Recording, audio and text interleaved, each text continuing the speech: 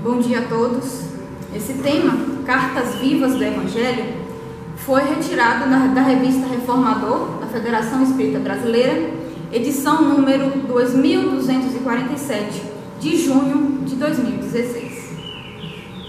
Todos nós sabemos que estamos passando por um momento de transição planetária até chegarmos ao mundo de regeneração. Há alguns anos, em nosso país, tivemos um grande aumento no número de manifestações contrárias à corrupção em nosso país. Nós sabemos que no Brasil existem diversos problemas sociais, econômicos, jurídicos, políticos, ambientais, dentre diversos outros. Por outro lado, nós também estamos passando por uma pandemia causada pelo coronavírus. A recomendação da Organização Mundial de Saúde, como uma forma mais eficaz de prevenção dessa enfermidade, é justamente o isolamento social. Essa suspensão do nosso direito de nos aglomerarmos, suspendendo o nosso desejo mais íntimo, que é o instinto gregário que todos nós possuímos, nos gerou diversos problemas. Dentre eles, nós podemos citar o aumento no número de tristeza, sintomas de ansiedade e de depressão em boa parte da população, fruto deste isolamento social. Apesar da dificuldade desse momento atual em que nós estamos vivendo, ele também é extremamente necessário, justamente porque esses tempos atuais, por mais difíceis que sejam, são uma oportunidade para que nós, espíritos encarnados na Terra, possamos escolher definitivamente de que lado nós estamos, o lado da sombra ou o lado da luz.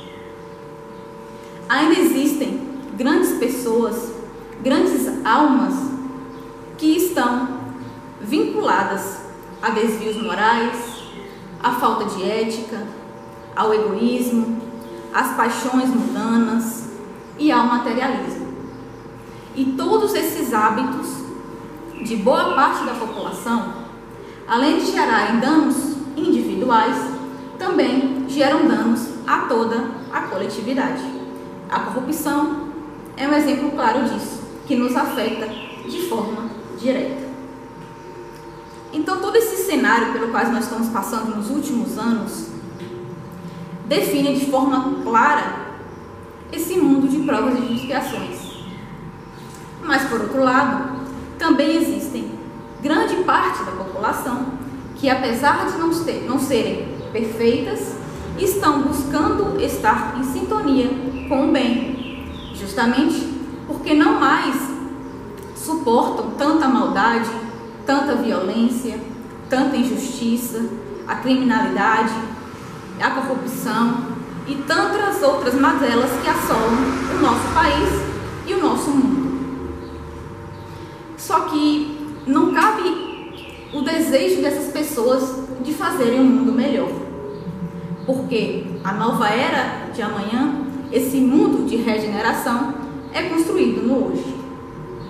Então, não nos cabe mais nenhum tipo de postura de passividade, de indiferença, de silêncio de tantas hipocrisias, diante de tantas corrupções e falta de ética com as quais convivemos diariamente. Nós nunca tivemos uma percepção tão clara de que Deus está em toda parte e de que nós estamos sendo convidados a todo momento a apresentarmos a nossa outra face, como quis Jesus. A face do amor, a face do bem, a face da verdade, da compaixão e da ética cristã, que está acima de qualquer discussão acirrada, seja política, seja ideológica, seja religiosa e seja materialista. Então, se a gente acha muito difícil construir esse mundo melhor para todos nós, pensemos em nosso município. Nós estamos às vésperas de eleições municipais em todo o país. E a gente vê muitas pessoas extremamente empenhadas em colocar determinado candidato do poder. Ocorre que quando esse candidato é eleito, a gente não vê o mesmo empenho dessas pessoas em cobrá-lo. A gente simplesmente se acomoda e é mais fácil reclamar desse candidato, reclamar que ele é corrupto, numa postura totalmente omissa diante de nossa sociedade. Então, nos perguntemos, o que nós podemos fazer para melhorar o nosso município? A gente acha que é muito difícil, estamos nos questionando, achando que é algo extremamente impossível de acontecer. Então pensemos em nosso bairro. O que nós podemos fazer para melhorar a vida das pessoas que ali habitam? Como nós podemos ajudar os nossos vizinhos? Ainda está achando muito difícil? Então pense no seu lar. Que posturas você deve adotar para melhorar a convivência familiar? Repense todas as suas atitudes com seus familiares. Ainda estamos achando muito difícil? Então mude a si mesmo, que esse é o modo mais eficaz de nós mudarmos o mundo ao nosso redor, justamente porque vamos ter uma capacidade melhor de lidar com todos os problemas pelos quais passamos, que são extremamente necessários à nossa evolução. Os espíritas, em particular, possuem uma grande responsabilidade nisso. Nós temos um grande conhecimento acerca de nossos problemas e do entendimento acerca das causas desses problemas. No Evangelho segundo o Espiritismo, por exemplo, tem um capítulo específico que trata sobre as causas atuais e anteriores das aflições. Do mesmo modo, nós temos revelações quase que constantes da espiritualidade maior. E todos nós espíritas temos boa consciência de todo o trabalho que os espíritos superiores estão tendo em manter essa psicosfera a fim de chegarmos ao mundo de regeneração. Então, não nos cabe nenhuma postura omissa, nenhuma postura de indiferença, porque o amor não pactua com a indiferença. Repetindo os ensinamentos de Paulo de Tarso, na passagem de Coríntios na Bíblia, que é o seguinte: vós sois a nossa carta, escrita em nossos corações, conhecida e lida por todos os homens. Ou seja, Paulo quis dizer que nós somos cartas vivas do Evangelho de Jesus. A nossa postura diante da vida deve ser ativa, não só em relação à nossa reforma íntima, que é algo fundamental, mas em relação às pessoas. O que Paulo quis dizer, em termos de cartas vivas do Evangelho de Jesus, é que a gente sempre atue em prol do bem de todos, de forma indistinta. No livro Escutando os Sentimentos, Hermance Dufour afirma que a doutrina espírita possui um mecanismo terapêutico extremamente eficaz para a recuperação de nossas almas. Vamos comparar esse mundo em que vivemos com um hospital, porque todos nós somos almas doentes, intelectuais e moralmente, e todos nós estamos aqui para evoluirmos. Esse princípio ativo desse medicamento, a substância ativa, é justamente o Evangelho que Jesus nos ensinou. Só que a bula desse medicamento é estritamente individual. Para cada um haverá uma dosagem e aplicação diferente, justamente porque todos nós estamos em graus de evolução distintos. Então, nesse hospital que é a vida, existem prescrições que são indispensáveis para a nossa recuperação.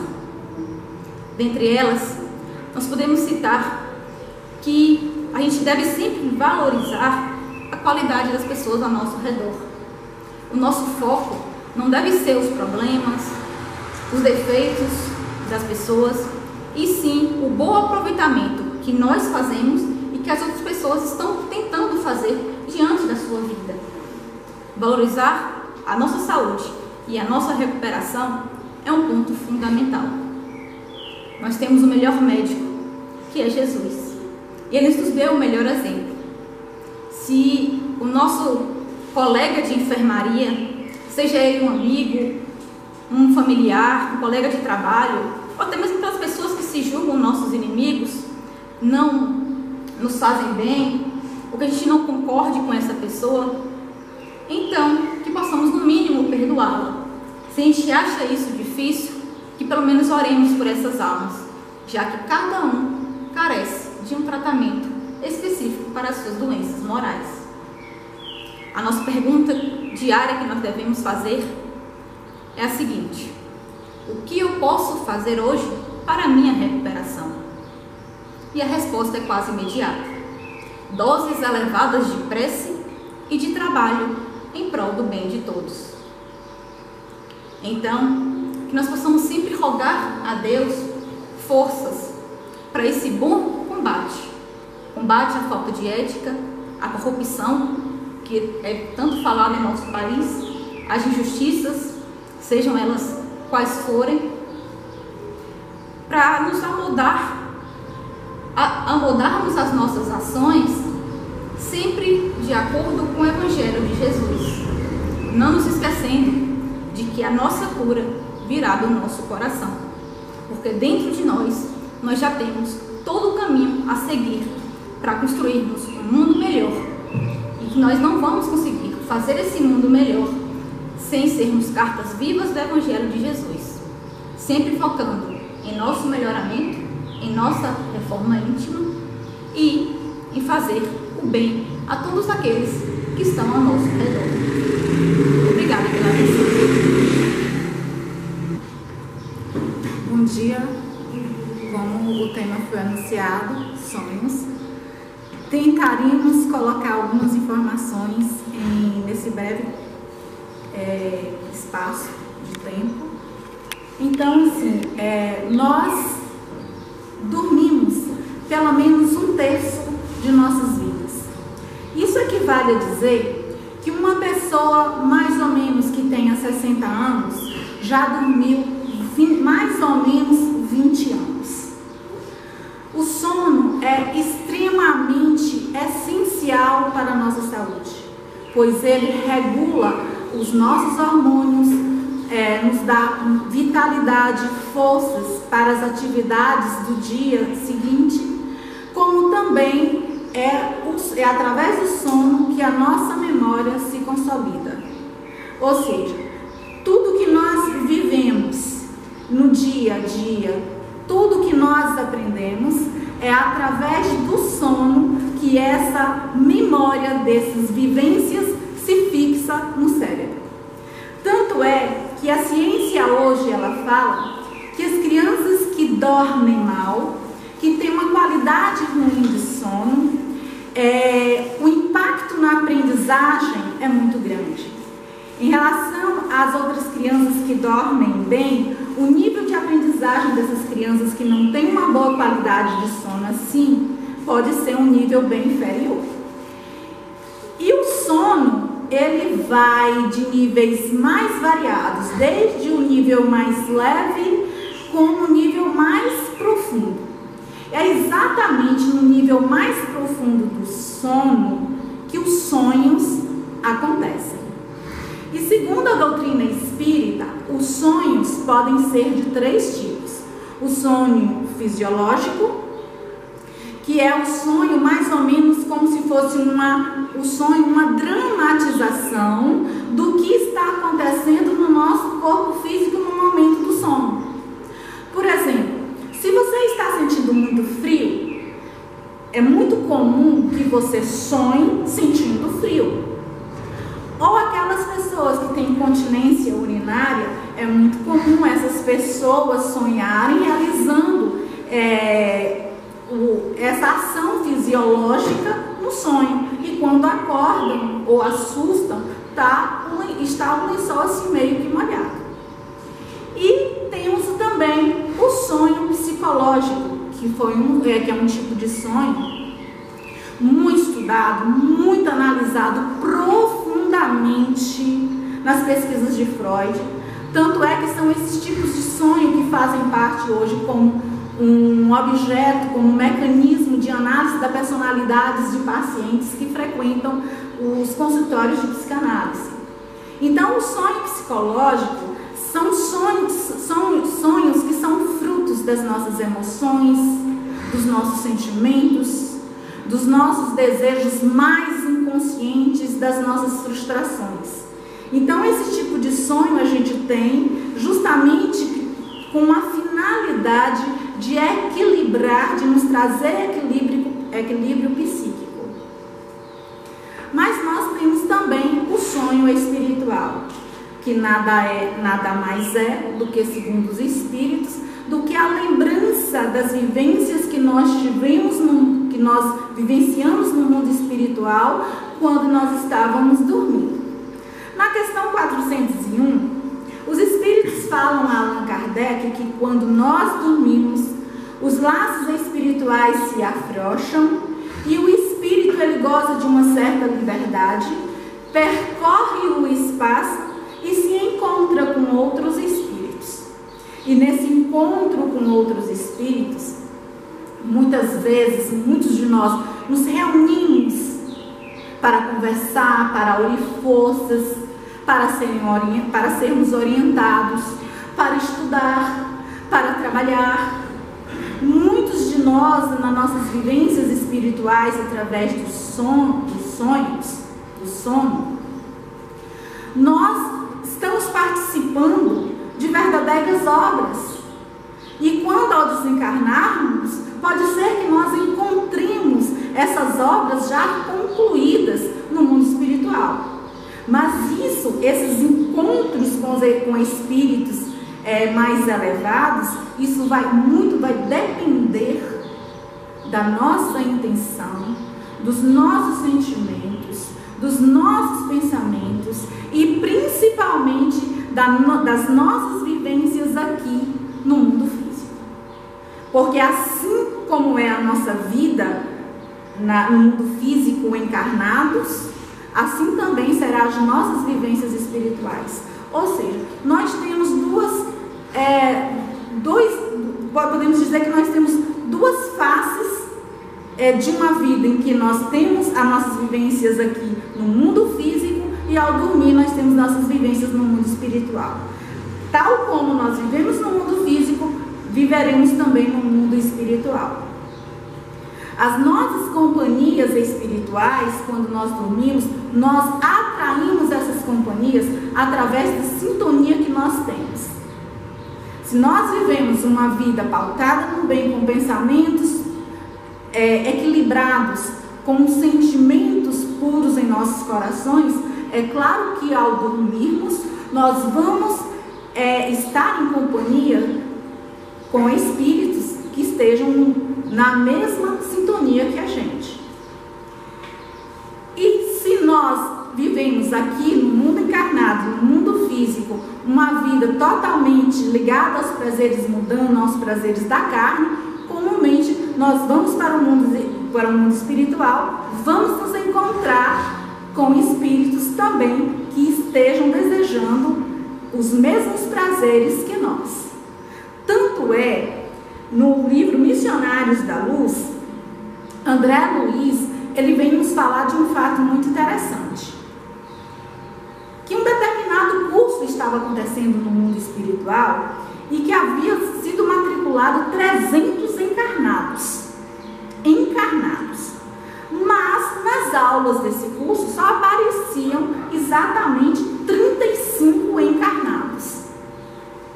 Ou seja, nós podemos ter até a intenção, o desejo de aprender, de desfrutar de companhias, da companhia dos bons espíritos, mas a forma com que nós vivemos, o que nós nutrimos na nossa intimidade verdadeiramente, ao dormirmos, quando os laços se afrouxarem, a nossa intenção, o nosso desejo vai ser mais forte para aquilo que está realmente na nossa intimidade, o nosso desejo na nossa intimidade. É por isso que, mesmo tendo a intenção de estudar no mundo espiritual, muitas vezes nós desviamos do caminho e vamos em encontro aos espíritos que estão na mesma sintonia que nós.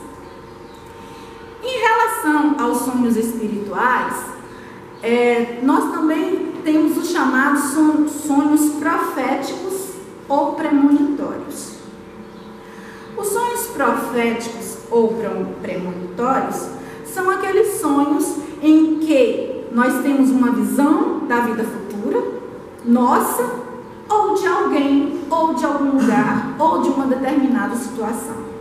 E nós podemos citar os sonhos do faraó, que José fez a interpretação, né? Que o faraó teria sonhado com 7 vacas magras e com 7 vacas gordas, que José fez a interpretação que seriam 7 anos de seca as das vacas magras e as gordas 7 anos de fartura. Mas na realidade o faraó não teve esse sonho exatamente como vacas magras e com vacas gordas. Não foi mais ou menos exatamente isso. A gente sabe que nos sonhos premonitórios, nos sonhos proféticos, sempre há uma intervenção de um espírito protetor, de um espírito de um grau mais elevado. E quando esses sonhos acontecem de forma muito clara, de forma muito vívida, de forma muito detalhada. Mas acontece quando o nosso espírito vai transmitir ao nosso cérebro toda essa vivência do mundo espiritual que nós vivemos lá, nós temos grande dificuldade.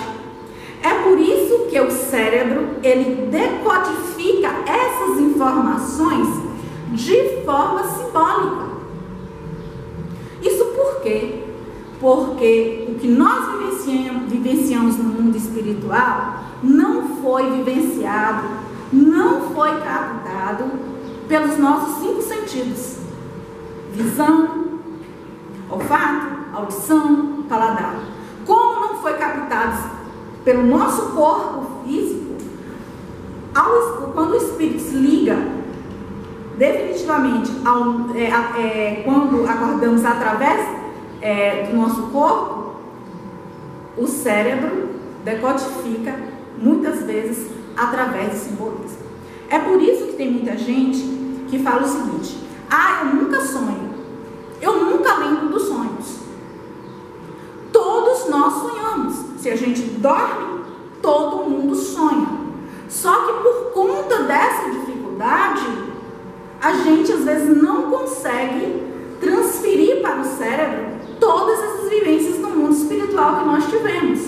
Outras vezes, a forma que nós transmite ao nosso cérebro, ela é tão distorcida, ela é tão complicada, que às vezes a gente fala assim: nossa, eu sonhei uma coisa tão estranha, um sonho tão complicado, um sonho faltando partes. Às vezes a gente lembra pela metade, às vezes a gente não lembra absolutamente de nada, e às vezes vem através de um simbolismo que a gente não entende nada. E é justamente por conta dessa dificuldade. Daí a gente também confirmar e afirmar que essa história de você sonhar com tal coisa e você pegar um livro ou pesquisar na internet o que significa, não tem nada a ver. Cada um, mesmo que o sonho venha decodificado através do nosso cérebro, através de lembranças, através de simbolismo, cabe a você interpretar o sonho que você teve, porque ele é único, é de acordo com as vivências que você teve no mundo espiritual.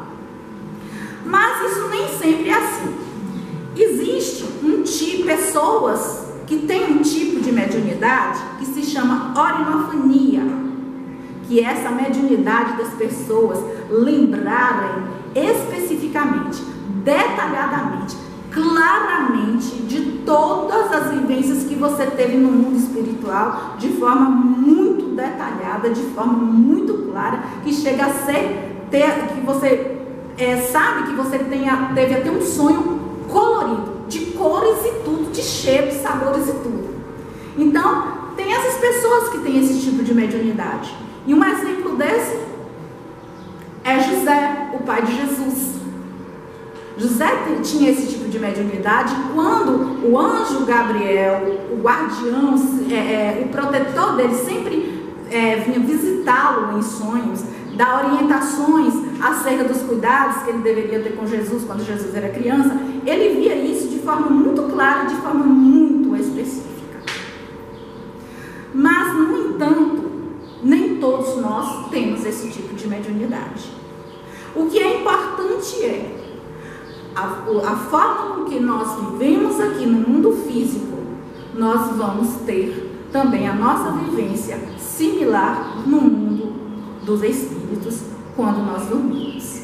Então, para que possamos ter a companhia dos espíritos bons, para que possamos trabalhar, para que possamos estudar, é preciso nos esforçar para melhorar os nossos sentimentos, para melhorar os nossos corações, para melhorar as nossas ações e os nossos pensamentos. Não esquecendo que a prece é um mecanismo precioso para que possamos ter bons sonhos, boas vivências no mundo espiritual. Antes de dormirmos, pedirmos a proteção de Jesus, a proteção de Deus, para que tenhamos a companhia do nosso anjo guardião, para que ele possa nos conduzir a lugares bons e em companhia dos bons espíritos. Muito obrigada a todos pela atenção. Um bom dia a todos, mais uma vez. A nossa parte é falarmos do uso providencial do dinheiro. E esse tema, essa breve reflexão, faz parte de uma das nossas aulas aqui, do estudo sistematizado, onde a gente analisa a lei de igualdade, uma das leis divinas, que nós vamos encontrar em O Livro dos Espíritos. E o foco que nós queremos deixar aqui, essa breve reflexão, é sobre aquela frase de Jesus: é mais fácil um camelo passar pelo buraco de uma agulha do que um rico entrar no reino do céu. Primeiramente, o Espiritismo esclarece que esse camelo a que Jesus se refere não é o animal, aquele animal que tem duas corcundas, né, nas suas costas, porque camelo também é chamada aquela corda que são usadas principalmente pelos marinheiros nos navios. Então a comparação de Jesus não é absurda. Se fosse um camelo animal, ficaria até difícil a gente entender que seria possível o rico entrar no reino do céu. Mas a própria colocação de Jesus é essa, que é mais fácil passar um camelo por um buraco de agulha do que um rico entrar no reino do céu. Então ele não disse que é impossível. Então o camelo, sendo uma corda, né, a coisa não fica assim tão absurda como se quem tiver dinheiro, quem tiver riqueza, está longe do céu, está impedido de entrar no céu. Porque o que o Espiritismo nos mostra, Allan Kardec perguntou muito bem sobre isso, é que a riqueza, assim como a miséria, são provas. E muitos espíritos escolhem, quando encarnarem, passarem pela prova da riqueza ou da miséria. Miséria é aquela situação que está abaixo da linha de pobreza, conforme a classificação que é feita na pirâmide, na distribuição de renda em nosso mundo, pelos economistas. Assim, Allan Kardec perguntou então, qual é a mais difícil? A prova da riqueza ou da miséria? E os espíritos disseram que a da riqueza é mais difícil. Foi por isso que Jesus fez aquela menção. Porque quando você tem muito dinheiro, muitos bens materiais, é muito mais propenso às tentações, aos arrastamentos, à fascinação, o poder, e a pessoa geralmente comete muitos excessos porque tem excesso de riquezas. Mas isso não quer dizer que quem tem riquezas não poderá se dar bem espiritualmente, porque a prova da riqueza tem como objetivo desenvolver justamente a caridade e a abnegação, assim como a prova da miséria tem como objetivo desenvolver justamente a paciência e a resignação.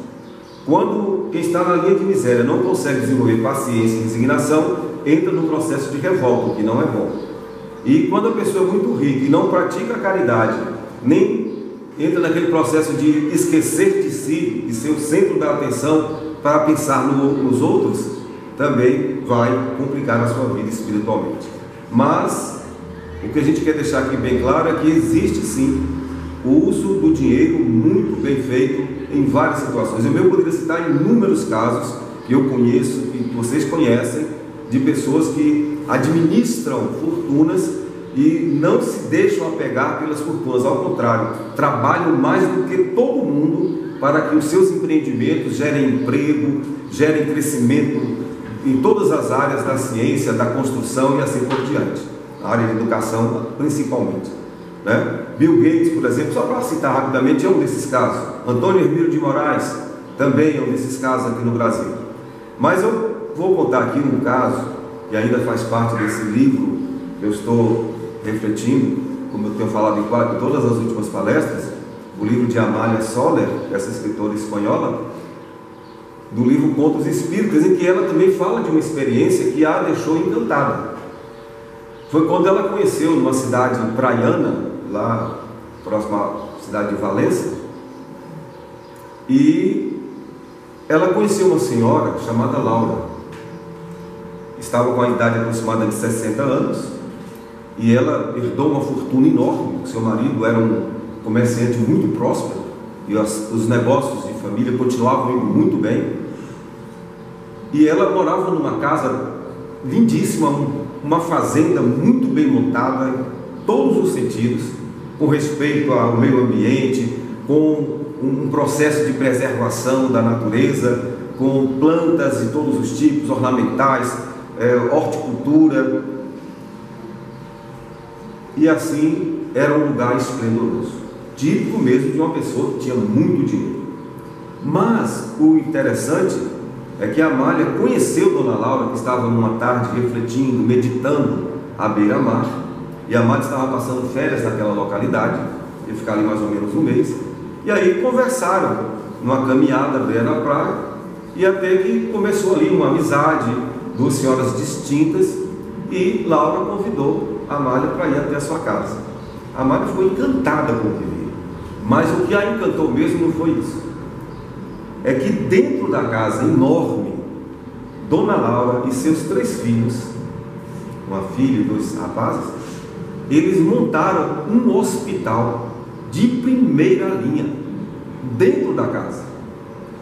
E esse hospital tinha a ala feminina, a ala masculina, para as mais diferentes doenças, inclusive pessoas que eram tratadas ali com problema de tuberculose. Tinha um médico muito eficiente, muito humanitário, que ela contratou, que dava toda a assistência e toda uma equipe. E ela, Dona Laura, e seus filhos também eram cuidadores daqueles pacientes. E ela ficou encantada porque ela nunca tinha visto em toda a Europa uma estrutura tão bem montada como aquela. Mas o curioso foi o seguinte: Amália percebeu que Dona Laura e seus filhos eram espíritas, discretos. Mas Amália perguntou assim: qual é a finalidade mesmo desse hospital? E Dona Laura explicou: olha, aqui eu estou atendendo principalmente as pessoas que têm a pobreza do orgulho. São pessoas que tiveram bem de vida, já tiveram recursos financeiros e entraram em falência, e encontram uma dificuldade enorme de se ajustarem na sociedade, sentem muita vergonha pela mudança que teve. Eu mesmo, infelizmente, conheci muitas pessoas que perderam a fortuna e cometeram suicídio, não aguentaram sair daquela condição de opulência para entrar numa condição simples de pobreza material. Muitos, inclusive aqui na época que o cacau aqui na região do sul teve um grande problema com as infestações, né, de insetos. Ali muitos que perderam a fortuna, colegas meus me davam notícia ainda quando a gente falava em Salvador, dos grandes cacauicultores, seus pais que perderam tudo, eles tiveram que abandonar isso tudo, sair, voltar de Salvador para as cidades lá às pressas, porque não tinha mais dinheiro para manter o luxo. E os pais, a maioria deles, esses que eu convivi, se mataram, não aguentaram viver uma vida mais simples. E então a Nália ficou admirada e viu com muita descrição alguns casos de pessoas que realmente eram muito ricas, que ninguém nem sabia mais por onde andavam, mas estavam ali com necessidades de resolver problemas de saúde, estavam sendo cuidadas ali da melhor maneira possível. Inclusive ela chamou a atenção de 2 rapazes, que os pais perderam toda a fortuna e os pais acabaram morrendo depois de todo esse impacto de perder tudo, e eles ficaram aí jogados para lá e para cá. Ela encontrou os 2, levou para lá, fez todo o atendimento, recuperação nutricional, e ficou feliz, porque esses rapazes estavam entrando para fazer faculdade de medicina, porque eles queriam retribuir o que receberam de Dona Laura e seus filhos. Eles queriam voltar para serem médicos também naquele hospital diferenciado. Mas ela atendia todo tipo de gente. Mas o que é mais interessante, ainda para a reflexão que a Amália fez, é que aquilo tudo era dentro da casa. A pessoa geralmente, quando vai fazer isso, faz bem longe da sua casa, mas não, trazia os doentes para dentro de casa, convivia com eles, lembrando aquilo que Jesus tinha dito. Quando você for dar uma festa, não convide só aquelas pessoas de boas condições que vão poder retribuir, vão te convidar também para uma festa. Convide os pobres e os estropiados. Nesse sentido, conversávamos assim rapidamente com alguns amigos sobre essa opção de estarmos ali, por exemplo, vivendo no nosso asilo aqui de Brumado. E nós falávamos isso, que uma das coisas que nos direcionou para lá foi justamente isso, a gente morar junto com as pessoas que têm, né, dificuldades de todo tipo, lembrando o que Jesus falou. A gente podia estar morando em qualquer outro lugar, mas ficar ali para nós é o mais importante, para atender essa solicitação de Jesus. Lembrando aqui o que Letícia falou das cartas vivas do Evangelho, que a gente tem que tentar ser, né?